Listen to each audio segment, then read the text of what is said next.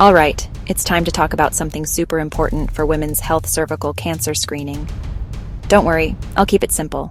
No medical jargon, just real talk. So, why does this matter? Cervical cancer is one of the most preventable cancers out there. But the key word is preventable.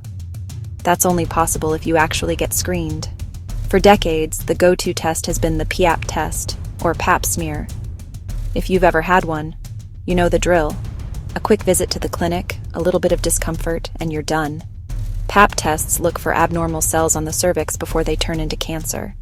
If anything weird pops up, your doctor can step in early. But here's the game-changer: self-screening. Yep, you heard that right. Women can now screen themselves for cervical cancer in the comfort of their own homes. It's called a vaginal self-swab, and it's actually pretty simple. You get a kit, follow the instructions, collect your sample, and send it off to the lab.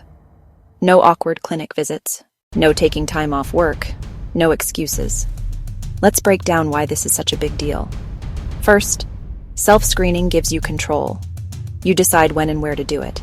If going to a doctor's office feels stressful or inconvenient, this puts the power back in your hands. Second, it's private. Some people skip screening out of embarrassment or anxiety. Self-swab takes a lot of that pressure away. Third, it's just as accurate as the traditional tests when done correctly. Studies show self-collected samples do a great job at detecting high-risk HPV, the virus that causes most cervical cancers. So, who should be getting screened? Most guidelines say women and anyone with a cervix should start routine screening at age 25 util 69. The timeline and recommended test might vary depending on where you live or your health history, so definitely check with your healthcare provider.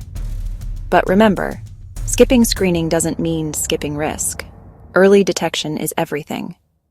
Now, a quick reality check. Self-screening isn't for everyone. If you've had abnormal results before, symptoms like unusual bleeding or any history of cervical issues, you still need to see your doctor. And if you get a positive result from your self-swab, don't panic.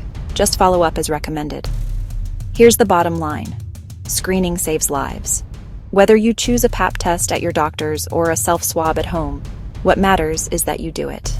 Empower yourself, take charge of your health, and encourage the women in your life to do the same. It's quick, it's easy, and it could make all the difference. Thanks for listening. Now go take care of yourself.